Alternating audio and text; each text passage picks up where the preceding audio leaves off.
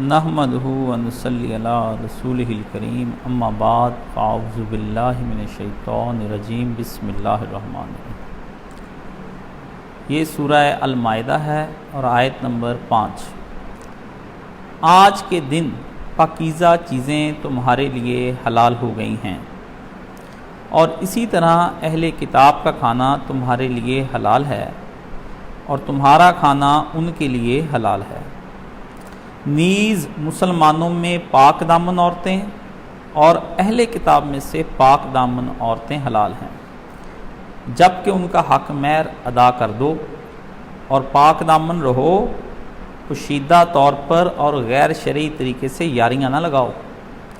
جو شخص اس چیز سے کفر اختیار کرے گا جس پر ایمان لانا چاہیے، اس کے اعمال باطل اور بے اثر ہو جاتے ہیں اور آخرت میں وہ خسارے والوں میں سے ہوگا۔ یہ سورہ المائدہ کی 5 نمبر کی جو پہلا پورا ایک خطبہ تھا اس کا 5واں نمبر ہے اور آخری آیت اس حوالے سے ہے۔ اللہ پاک نے آج کے دن سے مراد یہاں یہ مراد جس دن یہ آیتیں اتری، فرمایا اب یہ ایک نئی جو دور کا آغاز کیا جا رہا ہے جس میں اسلامی شریعت نافذ ہو چکی ہے، اسلامی تہذیب پروان چڑھ چکی ہے، اور اب تمہارے لیے اللہ پاک اس تہذیب اور اس سویلائزیشن کے اندر رہنے کے لیے جو قوانین بیان فرما رہے ہیں وہ قوانین اس کے اندر اب اللہ پاک فرماتے ہیں۔ فرمایا پہلی چیز تو یہ ہے کہ کھانے پینے میں جو چیزیں بھی حلال ہیں اور وہ آپ کو اللہ پاک نے بتا دی، وہ پاک چیزیں جو ہے نا وہ ان کا ذکر اللہ پاک نے کر دیا۔ وہ کیسے کہ پچھلی تمام آیتوں کے اندر جن چیزوں کو حرام کیا گیا ہے وہ ناپاک چیزیں ہیں، اور ان کے علاوہ اللہ نے پاک کا دائرہ بیان کر دیا۔ فرمایا کہ وہ تمہارے لیے کھانے کی جو چیزیں ہیں وہ تمہارے لیے اللہ پاک نے حلال کر دی ہیں، پاک چیزوں کا اختیار کرو۔ اور ان لوگوں کا کھانا بھی تمہارے لیے حلال ہے جن کو کتاب دی گئی ہے، یعنی یہود اور نصارہ۔ ان کے بارے میں بھی اللہ پاک نے کہا ہے کہ یہود اور نصارہ جو ہیں ان کی بھی ذبیحہ جو ہے وہ تمہارے لیے، ان کا کھانا تمہارے لیے حلال ہے۔ وَطَعَامُكُمْ حِلٌّ لَّهُمْ، اور تمہارا کھانا ان کے لیے حلال ہے۔ یہاں تک اب یہ بات آپ نے سمجھنے کی کوشش کرنی ہے۔ اہل کتاب میں پہلے بھی آپ کو ذکر کر چکا ہوں کہ اہل کتاب جو ہیں یہ صرف یہود اور نصارہ ہی ہیں، دنیا میں نہ ہندو چاہے وہ جتنی مرضی کتابیں لیے پھرتے رہیں، نہ ہندو نہ سکھ نہ مجوسی اور نہ ہی قادیانی۔ یہ بات آپ اپنے ذہن میں رکھ لیں۔ جو کہتے ہیں نا قادیانی اہل کتاب ہے، ان سے بڑا جاہل ہی کوئی نہیں ہے۔ قادیانی زندیق ہے میرے بھائی، وہ کافر ہیں، وہ منکر ہیں، یہ تو زندیق ہیں، ٹھیک ہے؟ اور زندیق کے بارے میں جو احکام فقہا نے اور نکالنے ہیں وہ پڑھنے والے ہیں، ان کا کوئی ذبیحہ ذبوحہ حلال نہیں ہے۔ یہ تو وہ تو نبی کے منکر ہیں نا، صرف انہوں نے نبی کے مقابلے میں نبی گڑھ لیا۔ وہ تو ایک نبی کے نئی نبی کو مان رہے، نبی کے بعد جو نبی بنا لیتا ہے وہ ویسی تباہی آ گئی، ٹھیک ہے نا؟ بات نبوت پر ہے، بات ان کی نماز روزوں حجوں زکاتوں پر نہیں، تصور نبوت پر ہے۔ جب پچھلی نہیں ہے تو وہ اللہ نے ان کے بارے میں فرما دیا کہ وہ کیا کرتے ہیں، وہ ہیں۔ اور اس کے بارے میں اب آپ یہ بات سمجھ لیں کہ یہ جو لوگ کہتے ہیں کہ جی ان کا کس طریقے سے جائز ہے، یہ ہمیں آپ اس کے بارے میں بتا دیں، تو یہ بات آپ اپنے ذہن میں رکھ لیں کہ یہ لوگ ان میں سے بھی جو عیسائی تثلیث کا نام لیتے ہیں ذبح کرتے وقت، عقیدہ ایک الگ ہے، لیکن ذبح کرتے وقت وہ کہتے ہیں with the name of Jesus Christ, عیسیٰ علیہ السلام کے نام کے ساتھ، یا میری مریم کے نام کے ساتھ، تو وہ حرام ہو جائے گا، وہ نہیں آپ کھا سکتے۔ اللہ کا نام لینا شرط ہے اس کے اوپر، اور اگر وہ تثلیث کا نام لیں گے تو سبھی محققین نے یہ کہا کہ ان کا یہ کہ تثلیث مقدس کے نام پر میں ذبح کرتا ہوں وہ نہیں کسی طور پر کھایا جائے گا، وہ حرام ہو جائے گا۔ اور زیادہ عیسائی جو ہیں وہ یہی کچھ ہی کرتے اور کچھ نہیں کرتے، اس لیے اللہ پاک نے ان کے لیے فرمایا۔ اور طعام سے مراد یہاں پر اہل کتاب کے ہاتھ کا ذبیحہ ہے، کہ جیسے اور اس کو بڑے صحابیوں نے سب لوگوں نے اس کو سمجھا کہ نہیں، یہ ان کے غیر مسلموں کے اگر دو چیزیں ہیں، ایک ہے گوشت ذبیحہ، ایک ہے کھانا، دو چیزیں آپ نے الگ الگ رکھنی ہے۔ گوشت بھی کھانے میں شامل ہے، لیکن ایک ہے سبزیاں، ٹھیک ہے، دودھ سے بنی ہوئی چیزیں، دالیں اور بھی کوئی نباتات سے بنی ہوئی چیزیں جو ہیں وہ شریعت نے، مچھلی وغیرہ آ جاتی ہے تو شریعت اس کو کہتی ہے کہ یہ آپ کے کھانے پینے کا سامان ہے، کوئی مسئلہ نہیں۔ لیکن اگر ذبح کرنے والی کوئی چیز آ جائے اس کے اوپر آپ غیر مسلم کی چیز نہیں کھا سکتے، اہل کتاب کی چیزیں نہیں کھا سکتے۔ وہ اللہ کا نام لے پھر ہی اسی حال میں اس کو کرنا ہے۔ ہاں اس کا یہ بھی اگلی بات ہے کہ وہ کہے جی میں مطلب نسلی طور پر یہودی ہوں، یا اپنا نام وہ عیسائی ہونا کہتا ہے، اللہ نے فرمایا نہ، کلیئر کٹ کرے، کیونکہ اس کے اور مشرک کے ذبح کے اندر جو ہے وہ کوئی فرق نہیں پھر باقی رہ جائے گا۔ اس لیے اس کے بارے میں بڑے بڑے صحابہ کرام نے دیے کہ نام کے نصرانیوں کا ذبح نہیں کھانا، اصلی نصرانی ہوں اور وہ اللہ کا نام لیں، جیسے اللہ کو مانتے ہیں، ان کا کھایا جا سکتا ہے۔ باقی یہ کتابی ہیں۔ دوسرا یہ ہے کہ علماء نے یہ بھی ایک بات کہی ہے کہ یہودی یا نصرانی کا ذبح کرتے وقت اگر اس نے غیر اللہ کا نام لیا ہے تب آپ نہیں کھا سکتے، ٹھیک ہے؟ آپ نے سن لیا کہ یہ غیر اللہ کا نام لے رہا ہے، ہاں جب وہ نہ آپ نے دیکھا کہ بسم اللہ پڑھ کے لے رہا ہے، اللہ کا نام کہہ رہا ہے، تو کوئی مسئلہ نہیں ہے، وہ کھایا جا سکتا۔ اچھا مزے کی بات یہ ہے، آپ کو پتا ہے عرب کے اندر بھی عیسائی ہیں، عرب کے اندر، یعنی یہ لبنان عیسائیوں سے بھرا پڑا ہے، عراق بھرا پڑا ہے، مصر میں ہیں۔ اچھا آپ اگر ان کی بائبل پڑھیں گے آپ کو لگے کہ یہ بھی قرآن مجید کی طرح کی کوئی چیز ہے، تو وہ بھی بسم اللہ ہی کہتے ہیں، وہ بھی بسم اللہ ہی کہتے ہیں۔ تو عربی میں جب آپ ان کی چیزیں پڑھیں گے تو ان کی بائبل انجیل جو عربی میں لکھی ہوئی ہے وہ بھی ہماری اس طرح کتاب کی طرح۔ تو اللہ پاک نے فرمایا یہ سارے اختلافات کا واضح بات یہ بھی ساتھ اس کے رکھنی ہے کہ ذبح کیا ہو جانور، گردن نہ مروڑی ہو، جس طرح آج کل کے عیسائی جو ہے گردن مروڑی ہوئی چیزیں کھائی جا رہے ہیں، اور وہ کام نہ انہوں نے کیے ہوں جو پیچھے ہے کہ اوپر سے گر کے مرا ہوا ہو، ہیں جی وہ سینگ والا، وہ پوری میں نے تفصیلات آپ کو بتا دی ہیں۔ ذبح شرط ہے، گردن مروڑنا کوئی نہیں۔ اس لیے اسلام نے فرمایا کہ ان سے تم اپنا کھانا جو ہے ان کے پر، پھر فرمایا وَطَعَامُكُمْ تمہارا کھانا ان کے لیے جائز ہے، ٹھیک ہے نا؟ فرمایا تم ان کو اپنے ساتھ ملا کر بیٹھ کر کھا سکتے ہو، اسلام میں کوئی چھوٹ چھات نہیں ہے کہ یہ ہمارے ساتھ عیسائی بیٹھا روٹی کیوں کھا رہا ہے۔ مزے کی بات ہے، ہم بھی ایک عجیب ذات پات کے نظام کے اندر ہیں کہ پاکستان کا کوئی چوڑا چمار عیسائی جو آپ لفظ استعمال کرتے ہیں، میں تو ان کو چوڑے چمار نہیں کہتا، میں تو ان کو سیدھا کہتا ہوں اہل کتاب ہیں، ٹھیک ہے نا؟ تو میرے دفتر میں بھی وہ میرے ساتھ ہیں، جس ٹیبل پر وہ کھانا کھاتے ہیں میں وہیں پہ ٹیبل لے جا کے ان کے ساتھ، میں واحد ان کے آفیسر ہوں جو ان کے ساتھ کھانا کھاتا ہے۔ اور وہ میرے پاس ایک دفعہ مزے کی آپ کو بات چلے سنا دیں، لطیفہ آ گیا درمیان۔ ایک دفعہ میں ان کے درمیان بیٹھا، باتیں چل پڑیں، تو میں نے حضرت مریم علیہ السلام کی شان بیان کی، مسیح علیہ السلام کی شان بیان کی، تو ایک اٹھا اور مجھے جفی ڈال کے کہتا ہے یقین جانے کہیں میرے بس میں ہوتا نا میں اپنا سب سے بڑا پادری آپ کو بناتا۔ میں کہ اللہ اکبر، الٹا ہی اثر لے لیا وہ، میں کتنی دیر نا ہکا بکا سا اس کے منہ کی طرف دیکھنے لگ گیا۔ اس نے کہا یہ تو ہمارے پادری بھی نہیں بیان کرتے، اتنی پیاری تشریح کلمات اللہ کی روح منہ کی بی بی مریم کی پاک دامنی ایسی پیاری بیان کی، وہ بے ساختہ اٹھ کے مجھے جب پھر سے کہا ہائے ہائے، مفتی صاحب پیار سے کہتے مفتی صاحب میرے بس میں ہوتا آپ سب سے بڑے پادری آپ ہوتے، ان کو تو پتہ ہی نہیں کوئی نہیں کہ یسوع مسیح کیا ہے اور بی بی مریم کیا ہے۔ میں نے کہا اچھا جی یہ بھی ایک داد کا طریقہ ہے۔ مولانا الطاف حسین حالی ایک گاؤں میں چلے گئے، تو ان کا حالی جو ہے جیسے حال مستقبل ماضی اس طرح حال لکھا جاتا ہے، ایک حالی اور بھی جو گاؤں کی زبان میں حال چلانے والے کو کہتے ہیں۔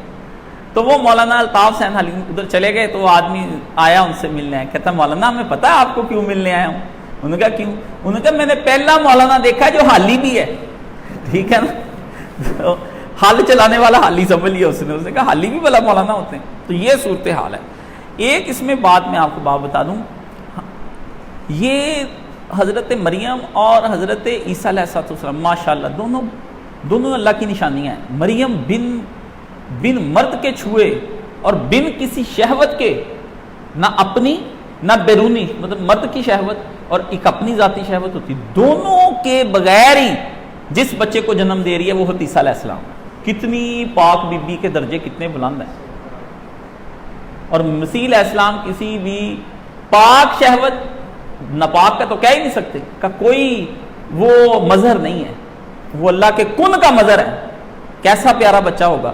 جبھی تو اللہ پاک نے جب دیکھا کہ یہ میرے اس دنیا کے عجیب و غریب مظہر کو یہ اس شہید کرنے لگے ہیں، تو اللہ پاک زندہ ہی آسمانوں پر اٹھا کے لے گئے، زندہ ہی معجزہ۔ اللہ نے کہا معجزہ اب کی بار بھی خدا ہار گیا، یہ تو کوئی بات نہیں ہوئی، پہلے نبیوں کو اتنا تم نے شہید کیا، تو یہ تو ہمارے ہاں جیسے سمجھا جاتا ہے کہ جی ان کو پاس بٹھا، اچھا یہاں کے ہم عیسائیوں سے نفرت کرتے ہیں اور انہیں کہتے ہیں پرے پرے پرے، ان کے برتن بھی باہر سے کوئی آتا ہے نا تو اس کی پیالی لا کے رکھی ہوئی ہے آپ نے۔ میں کہتا ہوں سبحان اللہ، آپ میں اور ہندوؤں میں کوئی فرق ہے؟ اچھا انگریزوں کے ساتھ جب بیٹھنا ہے انہیں کہتے ہیں would you like a cup of tea with me؟ انگریز نہیں پلاوے چاہ تو تھا ہی مر جاؤ۔ دوگلا معیار مسلمانوں کا، گورا آ جائے عیسائی ہو تو بڑے بلے بلے بلے بلے، کالا یہاں کا ہو نہیں جی نہیں جی یہ نالیاں صاف کرتے ہیں، یہ فلانا کرتے ہیں۔ حضرت شاہ عطا اللہ شاہ بخاری رحمۃ اللہ علیہ، کندھے مقرر، دوبارہ میٹھا دینے لگا ہوں آپ کو۔ عطا اللہ شاہ بخاری رحمۃ اللہ علیہ گئے دربنگا میں، وہاں پر آپ کو ایک جلسے میں آپ بیٹھے کھانا کھانے لگے تو اتنے میں ایک بھنگی بھی آ گیا، صفائیاں کر رہا تھا، کالا سیاہ برا حال پسینہ، تو سب کھانا کھائے، شاہ صاحب نے کہا آپ بھی آئیے۔ پہلے تو وہ آپ بھی آئیے سن کے حیران ہو گیا، ہم تو سے نیچے تو بات نہ کرتے، تحقیر تو ہمارے گھر میں عام ہے، ہمارے والدین بھی بڑے بدتمیز ہوتے ہیں ہاں جی، اور ہمارے بچے بھی آگے بڑھ، وہ ماں باپ کو بھی تو کہتے ہیں، امی تو سے باز آ جا، ابو تو پر تو ہے نا بدتمیز ہے نا، ہم آپ تو کہتے ہی نہیں ہم۔ تو اس نے کہا اچھا جی، تو آپ نے فرمایا آؤ آؤ میرے پاس بیٹھو تم بھی کھانا کھاؤ۔ اس نے کہا حضرت میں آپ کے ساتھ کھانا کھا سکتا ہوں، ہم بدبودار گندے لوگ۔ آپ نے فرمایا ادھر آؤ ادھر بیٹھو۔ اس کے منہ میں ایک لڈو ڈالا، آدھا لڈو اس کے منہ میں تھا اور آدھا توڑ لیا، آدھا خود کھا لیا۔ کہا مجھے کیا ہوا؟ کچھ بھی نہیں ہوا، میں تو پیارے نبی صلی اللہ علیہ وسلم کا ماننے والا ہوں، میری سرکار نے مجھے کوئی چھوت چھات نہیں بتائے۔ اس کو کھانا کھلایا، وہ چلا گیا۔ شام کو شاہ جی جلسے سے فارغ ہوئے، مسجد میں نماز پڑھا رہے تھے، دیکھا تو وہی اپنے بیوی بچوں کے ساتھ باہر دروازے پہ کھڑا۔ شاہ جی نے کہا اندر آؤ اندر آؤ۔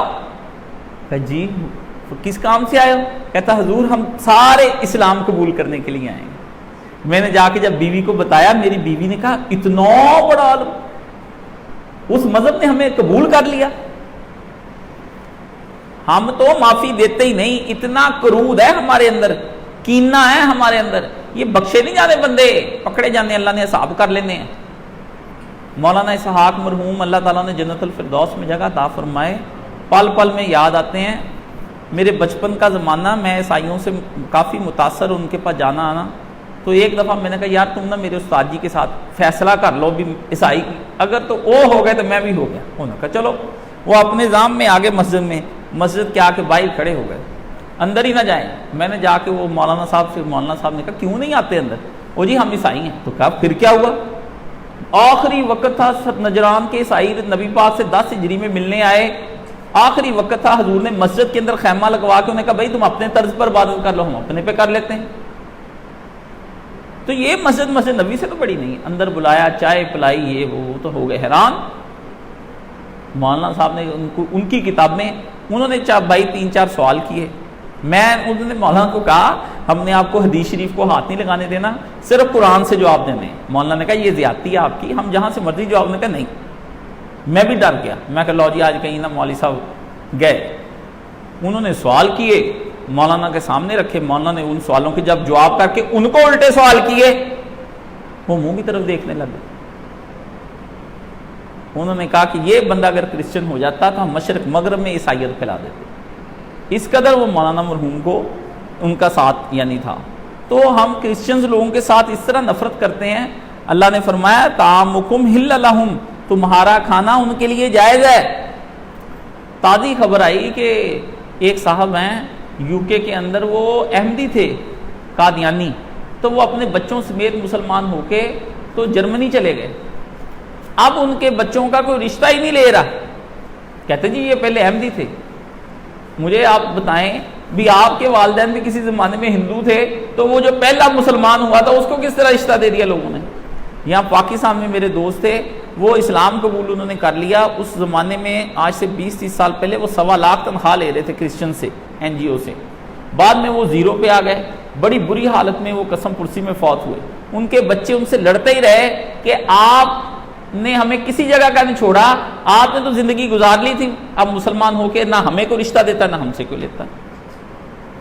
ہم تانے دینے میں باز نہیں آتے. برادری تو بڑی دور کی بات ہے, برادریاں نہیں نکلی آپس میں ہماری اندر سے. تو یہ اللہ پاک نے کہا یہ تم یہ نہ سمجھنا کہ تمہارا کھانا ان کے لیے جائز ہے, ٹھیک ہے نا, تم کو لو جی ہم نہیں کھانے دیتے, تو یہ فرمایا ان کے لیے اللہ پاک نے فرمایا تم انہیں بلا تکلف ان کو کھانا کھلا سکتے ہو, وہ یہاں پر آئیں اور بے تکلف تمہارے پاس بیٹھ کر کھانا کھا سکتے ہیں, یہ اللہ پاک نے فرمایا. اور ان کا کھانا اللہ نے کیا فرمایا, حل لکم, وہ تمہارے لیے جائز ہے. وہ کوئی کھانا شانا پکائیں آپ کو بلائیں تو آپ بڑے آرام سے کھائیں, لیکن ہم ذہنی کراہت سے بچتے ہی نہیں, اپنے اندر ہی بنائیں. اللہ معاف کرے جتنے ہم گندے ہیں نا, اور جس قدر ہم گناہ گار ہیں, جس قدر بدکار ہیں, اگر اللہ پردہ اٹھا دے تو ہماری اولاد بھی ہمارے ساتھ بیٹھ کے روٹی نہ کھائے, ہماری اولاد بیوی نہ کھائے ہیں جی. اپنے گناہوں پر نظر رکھنی چاہیے, لوگوں کے گناہوں پہ نظر نہیں رکھنی چاہیے. جس کی اپنے گناہوں پہ نظر رہتی ہے اس کو توبہ کی توفیق بھی مل جاتی ہے اور اس کی توبہ بھی قبول ہو جاتی ہے.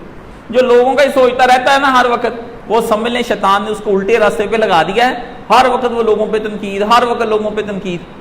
وہ بندہ حضرت تھانوی نے فرمایا اس کو توبہ بھی نصیب نہیں ہوتی اور توبہ بھی مشکل سے ملتی. اپنے نظروں پر کرنی نظر جب بھی آپ نے اس کے بارے میں کرنی ہے. تو یہ بات آپ کو کلیئر ہو گئی کہ کھانے دو طرح کے ہیں, ایک وہ گوشت کے حوالے سے, ایک جو ہے ویجیٹیرین نان ویجیٹیرین, دونوں کو کلیئر ہو گئے. ابھی ایک طالب علم مجھ سے پوچھ رہا تھا کہ سر جی میں نے آپ کی اس بات کو سن کے عطا اللہ شاہ بخاری کی, تو میں یو پی میں رہتا ہے وہ نا انڈیا میں, نوجوان ابھی نیا ہے, فرسٹ ایئر میں پڑھ رہا ہے, تو ماشاءاللہ عادل جمعہ یہ خطاب بھی سنتا ہے ڈیلی میرے. تو وہ کہتا ہے آپ کے کہنے پہ میں نے وہ جناب جا کے اپنے جو وہاں کے تھے نا لوگ ان کو اپنے برابر بٹھا لیا, تو سارے گاؤں میں شور مچ گیا, یہ لڑکا نئے ریتی رواج کرنے لگ گیا ہے, اور یہ کس طرح اس نے اپنے ساتھ چارپائی پہ بٹھا لیا. تو کہتا سر جی مجھے بتائیں. میں نے کہا یہی ایک جہاد ہے جو لوگ تم کر رہے ہو. کہتا وہ کہتے ہیں یہ 700 سال 1400 سال سے مسلمان نہیں ہوئے تو اب کیسے ہو جائیں گے. میں نے کہا 1400 سال سے تم نے اچھا سلوک نہیں کیا, وہ کیسے مسلمان ہو جاتے. کالے کرتوت اپنے ہیں جی, اپنی بھی چارپائی کے نیچے سوٹی پھیر لو, ادھر ہی چور نہ ہو. آپ کے دل میں چور, آپ کے کہتے وہ اب دلیل کیا دی, 1400 سال سے یہ ہم ان کے ساتھ رہ رہے ہیں, یہ تب نہیں ہوئے, اب اس سلوک سے ہو جائیں گے. اللہ اکبر کبیرہ. یہ عیسائی تھے حضرت عدی بن حاتم, جن کا اس میں نے سنایا کہ حضور سے انہوں نے پوچھا کہ میرا شکار والا کتا میں چھوڑوں تو کیسے چھوڑوں, آپ نے, وہ عیسائی تھے. حضور کہتے چل جا. قرآن مجید میں اللہ تعالیٰ نے اہل کتاب جو بعد میں مسلمان ہو گئے ان کی بڑی تعریف کی. اللہ نے فرمایا تو دیکھے گا جب قرآن سنا انہوں نے تو ان کی آنکھوں سے آنسو جاری ہو گئے. آپ کے کتنے کے جاری ہوتے ہیں. حضرت نجاشی رضی اللہ تعالیٰ عنہ, اللہ ان سے راضی ہو, جن کا جنازہ سرکار نے پڑھایا ہے, وہ اندر ہی اندر مسلمان ہو گئے تھے. انہوں نے ظاہر نہیں کیا, کچھ نہیں کہا انہوں نے. اللہ کے نبی نے جنازہ پڑھایا ان کا مسلمانوں کے. جب حضرت جعفر طیار نے ان کے سامنے تقریر کی اور قرآن مجید کی سورہ مریم پڑھی, اس نے کہا بتاؤ تم حضرت مریم کو کیا سمجھتے. انہوں نے پھر آیتیں پڑھی کہ مریم جو ہے وہ اللہ کی پاکیزہ بندی تھی اور عیسیٰ اللہ کا روح کلمہ تھا, اور اس نے روح پہ رو پڑا. اللہ نے زا ٹپ ٹپ آنسو تنکا اٹھا کے کہا قرآن نے نہ بڑھایا نہ گھٹایا, بالکل ویسا ہی تھا. کوئی عیسائیوں تک دعوت لے کر ہی نہیں جاتا, کوئی کرسچنز ایتھیسٹ کیوں پڑھتے نہیں. تڑپ بڑی ہے کہ ساری دنیا مسلمان ہے, کام کوئی نہیں کرنا ہے جی, کام کوئی نہیں کرنا. تڑپ بڑی, تڑپ کو لے کے تم نے کیا کرنا, جہنم میں جاؤ. اب آگے آ گیا والمحصنات من المؤمنات والمحصنات من الذین اوتوا الکتاب من قبلکم. جس طرح اللہ نے کہا کھانا پینا ہے نا, اس طرح نکاح کرنا بھی انسان کی ایک طبی خواہش ہے. اس کا بھی ساتھ ہی اللہ پاک نے وضاحت کر دی کہ جو مسلمان خواتین میں سے پارسا ہیں اور جو اہل کتاب میں سے یہودی ہیں یا عیسائی ہیں, پارسا ہیں, یہ تم شادیاں ان کے ساتھ کر سکتے ہو. ان کا اللہ نے اجازت دی کہ وہ تمہارے لیے حلال ہیں. ان کو تم لازمی طور پر حق مہر دو. یہ نہیں کہ غیر مسلم ہے تو اب تم نے حق مہر ہی نہیں دینا. یہ ایک مسئلہ, اس کے بارے میں بہت بحثیں ہوئی ہیں بہت کچھ ہوا ہے۔ اللہ پاک نے یہاں پر جو بیان فرمایا نا، اس کے ساتھ لوگوں نے کہا کہ یہ کیوں کہا ہے، تو اللہ پاک نے اس کے اندر جو بیان فرمایا وہ یہ ہے کہ تم لوگوں کو کیا کرنا چاہیے، محسنات کا لفظ بولا ہے۔ اللہ غریق رحمت کرے مولانا اسحاق مرحوم رحمۃ اللہ علیہ کو، وہ بڑی عقل کی باتیں ہمیں بتاتے تھے، تو میں نے یہ والمحسنات کے بارے میں ان سے پوچھا، تو کوئی کہتا ہے شادی شدہ پاک دامن عورتیں، مولانا صاحب نے کہا نہیں بچہ، وہ شادی شدہ، غیر شادی شدہ، وہ عیسائی، وہ یہودی، مسلمان، کوئی عورت بھی ہو، وہ ہونی پاک دامن چاہیے۔ محسنات کا مطلب ہے پاک دامن۔ اب آپ دیکھ لیں، اب جو آپ کے ساتھ یارانہ لگا کے ہیں جی شادی کرتی وہ محسنات ہے؟ بلے ہو تیرے محسنات، تینوں یہ لبی تو تینوں لبا ہے۔ ہم سے پوچھتے ہیں لو میرج جائز ہے؟ میں نے کہا پہلے لو بتائیں نا، یہ جائز ہے، بعد میں میرج آ جائے۔ آپ جو کنجر خانہ اندر کھاتے، فون ٹراپتے، یہ وہ جپیاں پپیاں سب کچھ ہو رہا ہے، گناہ کا کون سا کام نہیں آپ کر لیتے؟ پھر آپ اس کے بعد کہتے ہیں اسلام میں اپنی مرضی کی شادی جائز ہے۔ کہاں دیکھا تھا تو نے اس چھوکرے کو، تو نے اس لونڈیا کو کہاں دیکھا تھا جو دونوں پھنسا گئے؟ اپنی مرضی کی جو شادی ہے اس کی بیس پہلے ڈھونڈنی چاہیے، کبیرہ گناہ ہے۔ یہ ارادہ کر لے کہ ہم ابھی نکاح کر لیں گے، اللہ اکبر، ہمیں پڑھا رہے ہیں، لو یہ کنجر خانے یونیورسٹیوں کالجوں کے ساری طرف دیکھے دکھائیں، اور کوئی نئے نہیں ہیں، یہ قرآن نے بتائے ہوئے ہیں، نئے نہیں ہیں۔ اللہ نے کہا پاک دامن، مسلمانوں کی عورت میں سے بھی اگر مسلمان نے شادی کرنی تو اس میں سے نیک عورت سے کرے، زانیہ سے نہ کرے۔ اور زانیہ وہی ہے جو خط بھی بھیجتی ہے، میسج بھی ڈالتی ہے، صبح سلام، شام سلام محبت، صبح ہیں سلام محبت ہی چلی جا رہے ہیں، ہاں جی بار ڈیٹنگ بھی ہو رہی ہے، یہ محسنات ہے جی۔ حسن کہتے ہیں قلعے میں بند ہو جانے کو، حسن المسلم نہیں آپ کہتے، مسلمان کا قلعہ، حسن حسین نہیں ہے، حسن کہتے ہیں قلعہ۔ کیا مطلب؟ ایسی پاک دامن کے جس نے اپنی طرف کبھی برائی کو آنے نہیں دیا۔ اور آپ چیک کر لیں کہ اس طرح کی آوارہ لڑکیوں کے ساتھ، چاہے وہ کسی شریف خاندان سے تعلق کیوں نہ رکھتی ہو، وہ آوارہ ہی گنی جائے گی، وہ آوارہ ہی گنی جائے گی۔ اللہ کی نگاہ میں وہ آوارہ عورت ہے۔ آپ آوارہ، اللہ نہیں کہتا، اللہ کہتے ہیں کہ اگر شادی کرنی ہے تو دو چیزیں، ایک پاک دامن ہو، دوسری مومنات ہو۔ مومنات عورت، مسلم نہیں کہا، اللہ نے کہا شادی کرنی ہے تو 4 وجہ سے کرنی ہے۔ لوگ کرتے ہیں، ایک اس کا رنگ روپ، حسن و جمال، دوسرا اس کا مال و دولت، بڑے سیٹھاں دی، تیسرا حسب نسب، بڑی اونچی برادری، اور چوتھا دیندار۔ پیارے سرکار آقا دو عالم صلی اللہ علیہ وسلم نے فرمایا تم میں سے بہتر وہ ہے جو اس کا دین دیکھ کر اس کا شادی کرے۔ اب آپ لوگ کہتے ہیں جی ہم نے تو درس نظامی والی لائے تھے، ہم تو حافظہ قرآن لائے تھے۔ حافظہ قرآن ہونا دین نہیں ہے، نہ درس نظامی جس نے کیا ہے وہ دین ہے، نہ وہ بنی دین ہے، نہ شینی جی دین ہے، نہ سننی نہ دیوبندنی، یہ دین نہیں ہے۔ عقیدے فرقہ بازی دین نہیں ہے۔ دین کا مطلب یہ ہے کہ اس عورت کے اندر بھرپور قسم کی حیا ہو، جس کی حیا کی گواہیاں اس کے خاندان میں اور دائیں بائیں برادری میں پھیل چکی ہوں کہ بچی با حیا ہے، ٹھیک ہے نا، اپنے گھر کے اندر رہتی ہے، اپنے دامن کو محفوظ رکھا ہوا ہے۔ حافظ قرآن تے لپسٹک تے پاؤڈر تے مار جوانیاں نیا جوانیاں رنڈیاں تے کنجریاں کے کپڑے پہن کے جا رہی ہے، حافظ قرآن ہے۔ وہ جی لڑکی الہدا سے ہم نے لے کر آئے تھے، النور سے لائے تھے، فلانے فرقے سے لے کر آئے تھے۔ اللہ نے دین کا کہا ہے مومنات۔ اب آپ بتائیں ہماری بیٹیاں، آپ کی بیٹیاں، اس زمانے کی بیٹیاں مومنات میں شامل ہیں؟ جس نے کالج ہی ڈال دی، چاہے میں ہی کیوں نہ ہوں، کہاں رہ گئی پاک؟ صبح ابا جی آگے آگے بیٹھے ہوتے ہیں، بھائی جان چھوڑنے جا رہے ہوتے ہیں، پیچھے دوسرے بھائی جان لائے ہوتے ہیں، وہ جناب پیچھے سے رکے پکڑا رہے ہیں، نیٹ پر عام ہیں یہ بنی ہوئی، پکڑا رہے ہیں، خود موویاں بناتے لڑکے، پھر کہتے جی ریپ ہو گیا، یہ ہو گیا، وہ ہو گیا، تم نے سارے قلعے توڑ دیے، دیواریں توڑ دی، پھر یہی ہونی تھی۔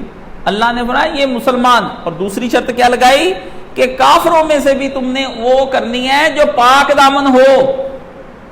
لو جی سارے یورپ والے فون کہتے ہیں او جی یہ جائز ہے نا اہل کتاب سے شادی. اللہ نے پاک دامن کہی وہ میم 36 مردوں سے یرانے لگا کے تو 37واں تجھے کیا ہے اس نے.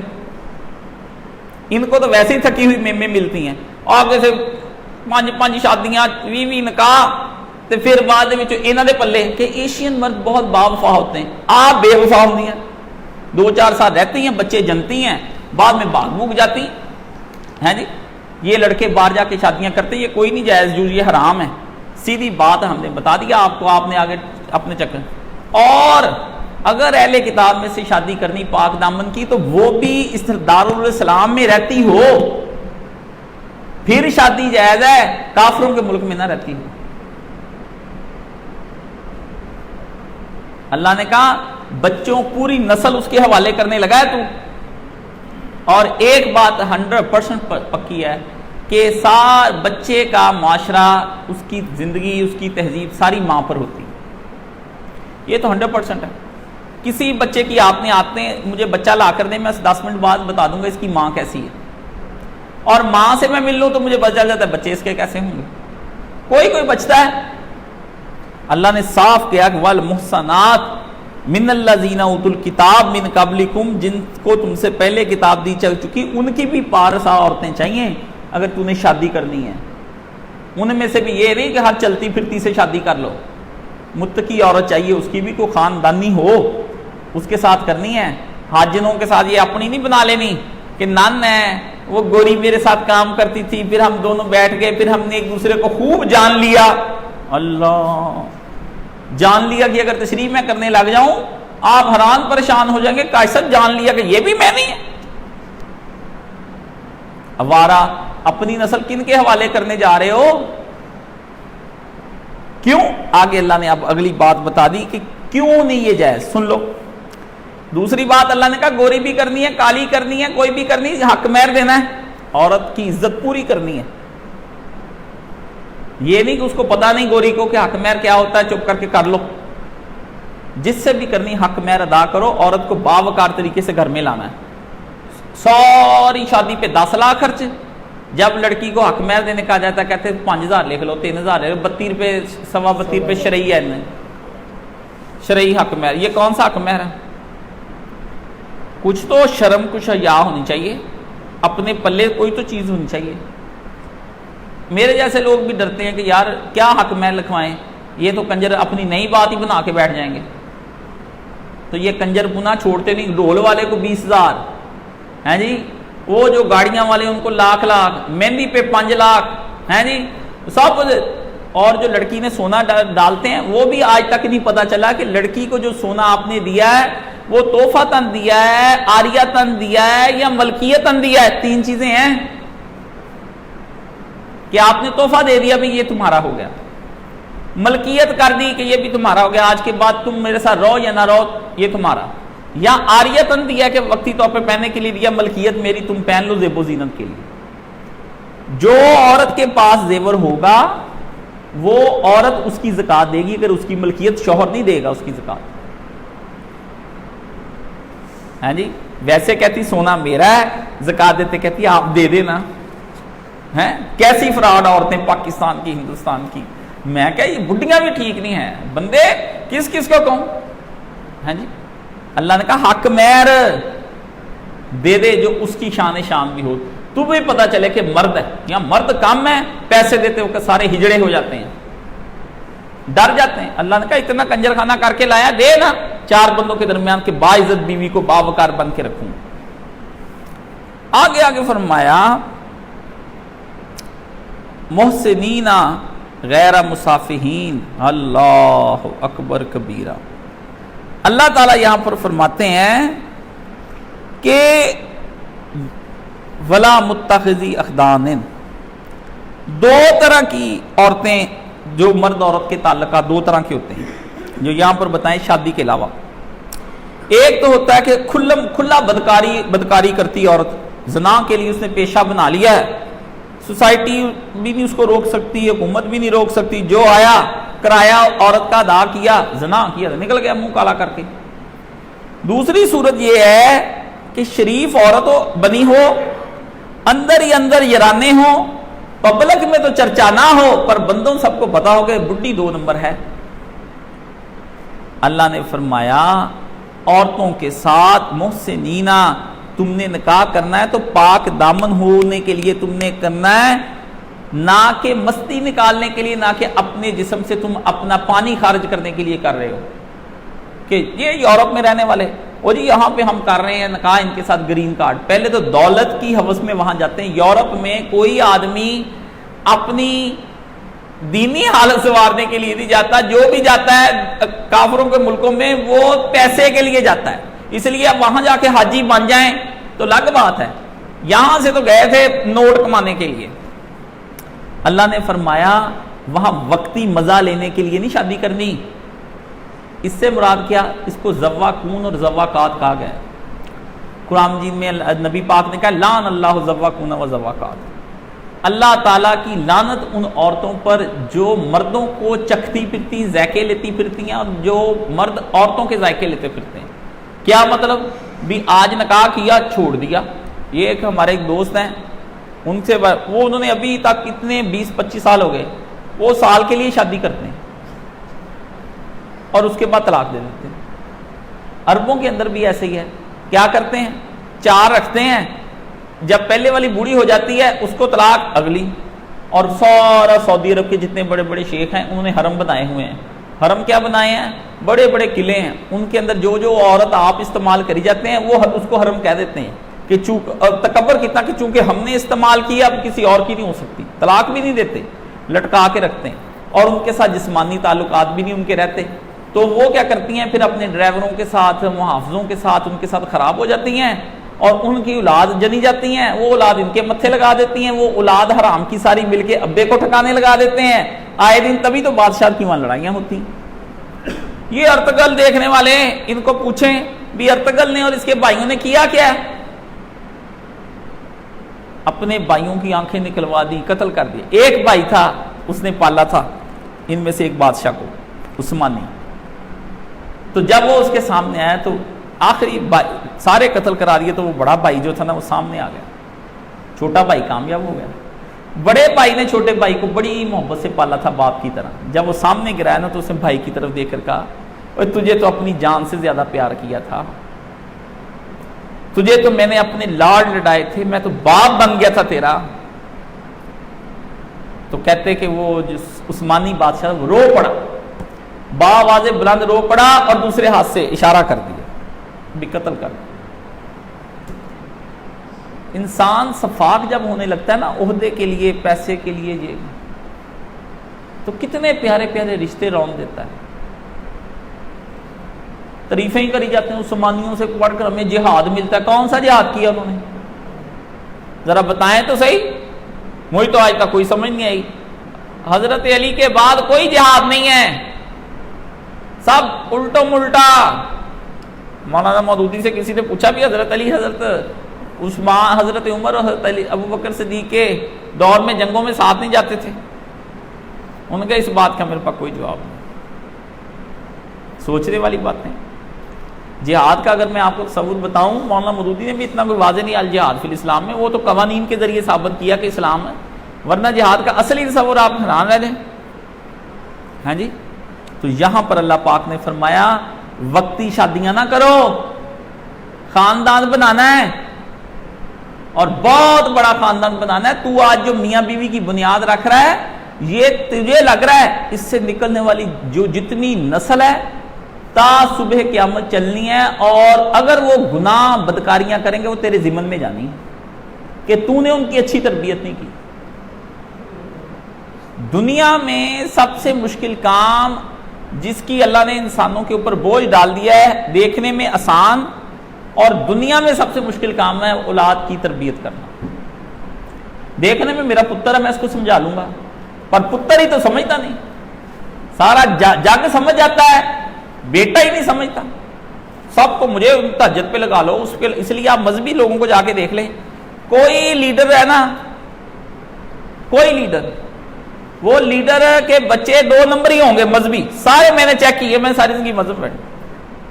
میں مولانا اسحاق مرحوم رحمۃ اللہ علیہ کے ساتھ ڈاکٹر اسرار صاحب کے پاس گیا تو ڈاکٹر صاحب سے بڑی لمبی چوڑی ملاقات ہوئی، اس کے اندر ڈاکٹر صاحب کی بہت سی علمی غلطیاں آشکار ہوئیں، اخلاص ان کا بڑا اچھا تھا، اللہ انہیں غریق رحمت کرے، آخر عمر ہی لگا دی نا اس نے، جو بھی اس نے کیا شور مچایا، جتنا علم تھا تقوی کی طرف بلایا اس آدمی نے، میں سمجھتا ہوں کہ اس نے شور بہت مچایا اور امت کو جگانے کی کوشش کی تھی، تو علمی کوتاہیاں کس کے اندر نہیں ہوتی، سب اللہ معاف فرما دے۔ تو ڈاکٹر صاحب نے وہاں پر مولانا صاحب کو بتایا کہ میرے سارے بچے میرے ساتھ ہیں، ہم وہاں غامدی صاحب کی مخالفت میں مولانا صاحب کچھ کلپ ریکارڈ کرانے گئے تھے ڈاکٹر کے اسٹوڈیو کے اندر، تو وہاں بھی جو اسٹوڈیو تھا وہ ڈاکٹر صاحب کا چھوٹا بیٹا چلا رہا تھا، تو انہوں نے کہا میرے 4 ہیں، 4 کے 4 ہی اس طرف آئیں، تو مولانا صاحب ہم نکلے، بات ہوئی مولانا سے لمبی چوڑی، مولانا صاحب نے آخر میں ایک بات کی، انہوں نے کہا بیٹا اس لحاظ سے ڈاکٹر اسرار ہم سب پر بازی لے گیا ہے اور کامیاب آدمی ہے۔ میں نے کہا کس لحاظ سے؟ کہتے کہ اس نے اپنی ساری اولاد اپنے مشن میں اپنے ساتھ لگا لی، ہم لوگ اپنی اولادیں اپنے ساتھ نہیں لگا سکے۔ دیکھ لیں مولانا کے بچے دنیا کے حوالے سے تو کافی دولت مند ہیں، پیسے والے ہیں، علم والے ہیں، سمجھ والے ہیں، لیکن باپ کی جگہ پہ تو نہیں لگ سکے نا، کوئی کام نہیں کر سکے وہ لوگ، ٹھیک ہے نا۔ تو یہ مولانا مودودی رحمۃ اللہ علیہ کا بھی بیٹا آپ دیکھ لیں کیا کچھ کرتا پھرتا، تو یہ بہت بڑا دنیا کے اندر 2 عذاب آتے ہیں آدمی کے اوپر، 2 طرح کے عذاب ہوتے ہیں، اور دونوں عذاب سے اللہ کی پناہ مانگنی چاہیے۔ ایک تو آتا ہے عذاب جب والدین آپ کے ساتھ دین کے معاملے میں متفق نہ ہوں، یہ تو اتنی بڑی یہ مشکل ہے کہ آپ تصور ہی نہیں کر سکتے، بےزتی ان کی نہیں کر سکتا، گالی ان کو نہیں دے سکتا، لاڑ ان سے نہیں سکتا، جھگڑ ان سے نہیں سکتا، وہ اپنی باتیں آپ پر مسلط کرتے رہے، اللہ معاف کرے یہ آزمائش کسی کی بھی نہ آئے، یہ حضرت ابراہیم علیہ السلام پہ آئی۔ ایک آزمائش وہ ہے وہ جو اولاد کی طرف سے آ جاتی ہے، اللہ معاف کرے اولاد آپ کی راہ پر نہ ہو، بگڑی ہوئی ہو، تو یہ بھی دنیا کے اندر قبر کا عذاب ہے، دنیا کے اندر ہی قبر کا عذاب ہے۔ مثلاً یعنی قبر کا عذاب کا مطلب یہ ہے کہ کوئی وقت نہ ہو جس میں جان چھوٹے، نہ قبر کا عذاب ختم ہو، یہ پتر بیٹیاں مخالف ہو جائیں، یہ بھی قبر کا عذاب ہے، جب تک آپ نہیں مرتے اتنی دیر تک آپ کی جان ہی نہیں چھوٹتی۔ یہ حضرت نوح علیہ السلام پر آیا، بڑے بڑے کام خراب ہیں، سمجھ گئے؟ تو جو لوگ مستیاں نکالتے پھرتے ہیں، یہ حرامزدگیاں کرتے پھرتے ہیں ادھر، اس کے اندر بڑی اور چیزیں بھی شامل ہو جاتی ہیں، تو اللہ نے فرمایا اس سے اپنے آپ کو جو لڑکے ماسٹربیشن کرتے ہیں مشدنی، اس سے بھی منع کر دیا کہ تم لوگ جس چیز کو ضائع کر رہے ہو، یہ چیز تو بہت بڑے مقاصد کے لیے اللہ نے تمہیں دی ہے، بہت بڑے مقاصد کے لیے دی ہے، تم اس کو ایسے ضائع کرتے جا رہے ہیں۔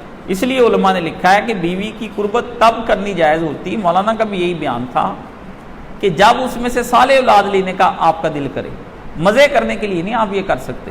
اس کے لیے یورپ نے آپ کو بنا دیا مصافحین، یورپ آج کا جو یورپ کا معاشرہ ہے وہ مصافحین پہ ہے، غیر مصافحین پہ۔ یورپ کہتا ہے کہ ساری جنسی تعلقات جائز ہیں، اور اس میں آپ نے اپنے وجود کو ٹھنڈا کرنا ہے، ابری ہوئی خواہش کو ٹھنڈا کرنا ہے۔ کیا؟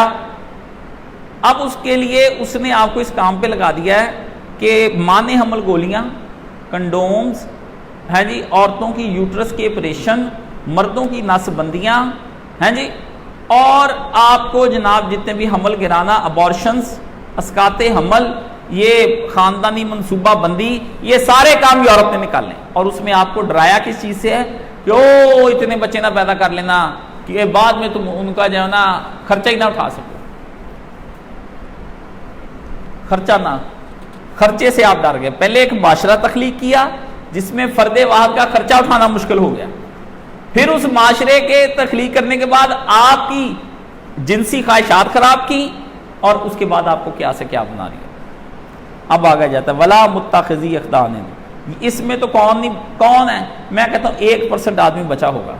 اللہ نے کہا چوری چھپی آشنائیاں نہ کرو، فیس بک پہ نام بدل کے، اکاؤنٹ بدل کے، اندر ہی اندر یارانے، بیگ میں اندر سو رہی ہیں، بندے باہر عورتوں سے ڈنڈیوں سے لگے ہوئے باتیں کرنے، اس کو وہ بیچاری اعتراض کرتی ہے تو پاک دامن اور اس کو گالیاں دیتے ہیں، مشٹنڈی رنڈی کو جفیاں ڈال ڈال کے جی جانو مند آپ کہاں پر ہیں؟ دیکھیں کتے کی نفسیات جب ہلکا جاتا ہے تو اپنی پاک دامن بیوی کو چھوڑ کر حرام زدی عورت کے ساتھ اس کے نشوں میں مبتلا ہو جاتا ہے۔ وہ بیچاریاں اگر کہیں کہ یہ کیوں اس طرح کرے تو کہتا تو ہے ہی بغیرت، تو کمینی عورت، تو فلانی عورت۔ کمینہ دراصل جتنی گالیاں اس کو دے رہا ہوتا ہے یہ اسی کی صفتیں ہوتی ہیں۔ اللہ نے کہا اندر اندر یرانے نہیں لگانے، خط پتر نہیں ڈالنے، میسج نہیں کرنے، ہیں جی اوپر اندر رضوانہ نیٹ پہ اتنے کی آ رہے ہیں رضوان، ہیں جی نام ہی ایسا 2 نمبر سا رکھتے ہیں کہ فردوس کڑی دا بھی نام منڈے دا بھی نام۔ حرام زادیوں کی کون سی قسم قرآن نے نہیں بیان؟ یہ اس دور میں بھی یہی کچھ ہوتا تھا جو آج ہو رہا ہے، اس لیے یہ سارے دوروں کی کتاب ہے۔ فرمایا یہ سارے کالے کرتوت کر کے جو کوئی ان چیزوں سے انکار کرے گا، یہ ایمان کی باتیں اللہ نے فرمایا وَمَن يَكْفُرْ بِالْإِيمَانِ، یہ ایمان کی باتیں میں نے تمہیں بتائی ہیں۔ جس کسی نے اس کا عملی طور پر انکار کیا، اوپر سے کہتا ہے میں مانتا ہوں پر کالے کرتوت نہ چھوڑے، فقد حبط عملہ، اس کے سارے نیک اللہ کہتا تباہ برباد ہو گئے۔ وَهُوَ فِي الْآخِرَةِ مِنَ الْخَاسِرِينَ، اور آخری وقت میں جب یہ اللہ نے فرمایا آخرت میں اس کا نام لکھا جائے گا ان لوگوں کے بارے میں جن کو گھاٹا پڑ گیا، تباہ ہو گئے، جو برباد ہو گئے، یہ کافر ہو کے جہنم میں جائے گا۔ فرمایا دیکھنے میں کتنا ہی عمل کو خوش نما ہے، لیکن اگر اس کی روح سے خالی ہے تو وہ ایمان کی دولت سے محروم ہو گیا۔ نیکی کی نقل اور چیز ہے اور نیکی اور چیز ہے۔ فرمایا یہ نیکیوں کی نقلیں اتار رہا ہے، نماز بھی پڑھی جاتا ہے، روزے بھی رکھی جاتا ہے، سب کچھ کریے تو نیکیوں کی نقلیں ہیں۔ نیکی کیا ہے؟ نیکی فرمایا دل سے روح کی نیکی ہے۔ نقلیں نہ اتار، یہ تو نقلیں اتار ہے، تو کاشر نے نماز پڑھی دیکھی اس نے پڑھنی شروع کر دی، تو کبھی نقل اتارنے والا بندہ حقیقی ہوتا ہے؟ نہیں ہوتا۔ مثلا آپ اگر نقل اتار رہے ہیں کسی بادشاہ کی تو وہ آپ بادشاہ بن جائیں گے۔ وہ نقلیہ ایک آتا ہے نا بیس بدل کے، وہ کبھی ٹیپو سلطان بن جاتا ہے، کبھی کچھ بن جاتا ہے، کبھی، تو وہ حقیقی طور پر کچھ بھی نہیں ہوتا۔ یہ اللہ نے فرمایا کہ اللہ کا لاکھ لاکھ شکر کہ اس نے مجھ سے یہ درس کروایا۔ سویر سے میں نا بیمار شدید تھا، تکلیف انتہا کی تھی، تو میں اللہ سے گلہ کر رہا تھا کہ چلو بندہ بیماری دیتا ہے رمضان کے بعد ہی دے لیتا ہے، مطلب تم نے مجھے ایسا کر دیا بھی اٹھ کے میں نماز نہ پڑھوں نہ پڑھاؤں، چلو میں کیا کر لیتا ہے بندہ بہت خوش۔ میں کہا نہیں، میرا دل مطمئن نہیں ہوا، مجھے مزہ نہیں آیا۔ ابھی بھی میں اس ارادے سے آیا تھا کہ 5 منٹ درس دوں گا چلا جاؤں گا۔ اچھا بادشاہ تیری مہربانیاں، نوکروں سے نوکری کا کام لے لیں، ہم تو نوکری کر کے خوش ہیں، اندر مطمئن نہیں ہوتا، بے شک بغیر نوکری کے وہ بخش دے۔ وہ سارا دن ویلا بٹھا کر کے چل بھائی لکھ دی، دے دے انہوں بھی پیسے، سارا دن ویلا بٹھا کے، لیکن وہ ایک بندے کے اندر ہوتی ڈر لگا رہتا ہے کہ کسی بغیر نوکری والے کا کام یہی نہ ہو کہ اس کو نوکری نہیں رکھا، تو نوکری ہلکی پھلکی ہوتی رہے، باتیں ہوتی رہیں، ذکر اذکار ہوتے رہیں، کوئی اللہ سے باتیں ہوتی رہیں، کوئی پیار ہوتا رہے، تو دل کو بھی ایک احساس رہتا ہے کہ شکر ہے تو اپنے اللہ کے میاں کے ساتھ جڑا ہوا ہے۔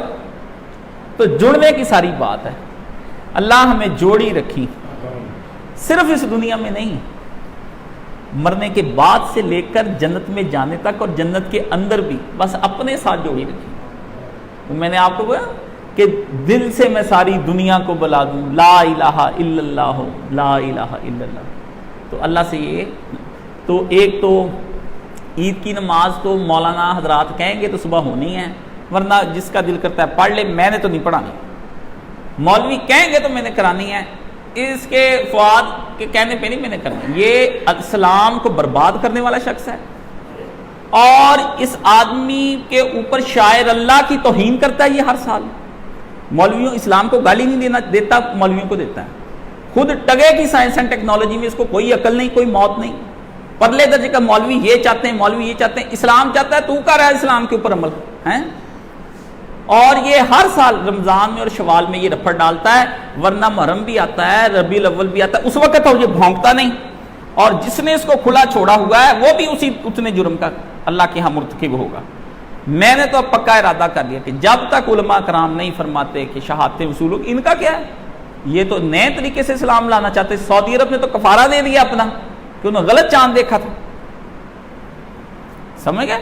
ان کے کفارے ہوتے رہتے ہیں. وہ امیر بندے ہیں، وہ کہتے کوئی نہیں دے دیں گے کفارہ، کوئی نہیں. حاجی صاحب وہ امریش پوری نا ایک فلم کے اندر اس کا لڑکا پکڑا جاتا ہے جی ریپ کیس میں، وہ آ کے کہتے ہیں کھنانا صاحب آپ کا لڑکا جو نا وہ ریپ کرتے پکڑا گیا، تو آگے سے ہنسنے لگ جاتا ہے. وہ سارے پوچھتے ہیں آپ کیوں ہنس رہے ہیں؟ کہتے ہیں اتنا بڑا ہو گیا ہے ہمارا بیٹا. سمجھتے ہیں؟ کہتا ان کو کچھ دے دلا کے فارغ کر دو، ہمارا بیٹا، ہم تو خوشی بہت ہے ہمارا بیٹا بڑا ہو گیا. اللہ اکبر. یہ دے دلا کے نا اللہ نے کہا قیامت کے دن سارے جہان کی دولت بھی دے دو گے تو کچھ نہیں ہونا، نہیں نظر آنا ہی نہیں. انشاءاللہ 30 روزے پورے ہونے ہیں، اللہ نے اس ظالم کا منہ کالا کرنا ہے انشاءاللہ العزیز. تو اللہ تعالیٰ یہ ہماری آخری رات رمضان کے حوالے سے ہے، دعا کر لیتے ہیں. ہاں جی، ہمیں تو ہمارے لیے 29 کیا 30 کیا تا کیا جفت کیا، ہمارے لیے ساری راتیں اللہ ایک سی ہیں. ہم تو مغفرت مانگنے والے ہیں. فرمایا جس آدمی نے رمضان پایا اور اپنی بخشش نہ کرائی، سرکار نے فرمایا اس سے بھی بڑا لعنتی کوئی نہیں. کوئی پتہ نہیں ہمارے پچھلے دنوں میں کوئی معافی نہ ملی ہو، کیا پتہ آج کی رات ہی معافی. اس لیے آج کی تہجد سویر تک آپ نے نہیں چھوڑنی. ہاں کل شام کی مغرب تک بھی معافی کا ٹائم ہے، دن ہے، لیکن رات آخری ہے. سبحان اللہ والحمدللہ ولا الہ الا اللہ واللہ اکبر ولا حول ولا قوۃ الا باللہ العلی العظیم. اللہم صلی علی محمد وعلی آل محمد کما صلیت علی ابراہیم وعلی آل ابراہیم انک حمید مجید. اللہم بارک علی محمد وعلی آل محمد کما بارکت علی ابراہیم وعلی آل ابراہیم انک حمید مجید. اللہم اغفر للمؤمنین والمؤمنات والمسلمین والمسلمات الاحیاء منہم والاموات. اللہم اشف کل مریض، اللہم رد کل غریب، اللہم اقض دین کل مدین، اللہم اصلح کل فاسد من امور المسلمین. اللہم انصر الاسلام والمسلمین واخذل الکفرۃ والمشرکین. اللہم انصر من نصر دین محمد صلی اللہ علیہ وسلم واخذل من خذل دین محمد صلی اللہ علیہ وسلم. یا الہی ہر وہ خیر جو پیارے نبی کو دیا ہم کو عطا فرما دے. یا اللہ ہر وہ شے جس سے پیارے نبی نے پناہ مانگی شر والی تھی اس سے ہمیں بھی بچا لیں. یا اللہ جتنی دعائیں نبی علیہ الصلوۃ والسلام نے اپنے لیے مانگی ہیں خیر کی، اور جو جو چیزیں اس میں مانگی ہمیں عطا فرما دیں. جن سے سرکار نے خود بچنے کی دعائیں کی ہیں اللہ آپ بھی ہمیں ان چیزوں سے بچا لیں. یا اللہ ہمارے قرآن پڑھے قبول کر لیں، نمازیں پڑھی قبول کر لیں، صدقے قبول کر لیں، تہجدیں قبول کر لیں، زکاتیں قبول کر لیں. اے اللہ ہماری ہر وہ نیکی جو دل سے ہم نے کی، دل سے نہیں کی، زبان پر جاری تھی، دل سے نہیں جاری تھی، یا اللہ اس ٹوٹے پھوٹے چھان برے ٹین ڈبے کو کوڑے کرکٹ کو قبول و منظور فرما. شہنشاہ معظم بادشاہ سلامت ہمارے منم ہمارے پروردگار شکر کردگار، ہم تیری بارگاہ میں ہاتھ پھیلائے کھڑے ہیں، ہمارے ہاتھوں کو خالی نہ لوٹا. مغفرت کے پروانے عطا فرما دے، رحمت کے پروانے عطا فرما دے، کرم کے پروانے عطا فرما دے، فضل کے پروانے عطا فرما دے. اللہ تو ہم سے پیار کر، ہم تجھ سے محبت کرنے والوں میں ہمارا شمار فرما. یا اللہ پیارے نبی سے شمار فرما. یا اللہ دین اسلام سے محبت شمار فرما. اللہ ہم تو تیرے رب ہونے پہ راضی ہو گئے، رسول اللہ کے نبی رسول ہونے پہ راضی ہو گئے، اور اسلام کے دین ہونے پہ راضی ہو گئے. یا اللہ ہمیں ہماری جتنی خواہشات ہیں ان کو جو جائز ہیں اور تو سمجھتا ہے ہمارے حق میں بہتر ان کو قبول، اللہ ان سب کو اپنی بارگاہ کے اندر یا الہی پورا فرما. یا اللہ جتنی مشکلات دکھ کرب جو ہڈیوں کے کرب ہیں، دلوں کے کرب ہیں، دماغوں کے کرب ہیں، یا اللہ جسموں کے کرب ہیں، روحوں کے کرب ہیں، ان سے ہم کو نجات عطا فرما. یا اللہ ان کو ٹھنڈک میں تبدیل فرما. یا اللہ ان کو ٹھنڈک میں تبدیل فرما. دل اور دماغ اور جسم اور روح سب کو ٹھنڈک نصیب فرما. یا اللہ ہمیں نفس مطمئنہ بنا. یا اللہ ہمیں نفس امارہ سے بچا. یا اللہ نفس لوامہ عطا فرما. یا الہی ہمارے جتنے بھی بھائیوں نے عالم اسلام میں جہاں جہاں مشکلوں میں ان کی مشکلیں آسان فرما. پاکستان کو استحکام عطا فرما. عالم اسلام کو استحکام عطا فرما. کرونا کے جتنے مریض ہیں اللہ ان کو شفاء کاملہ عاجلہ عطا فرما. جو کرونا سے مر گئے یا اللہ ان شہداء کی قربانیوں کو قبول فرما کہ ان کی مغفرت فرما.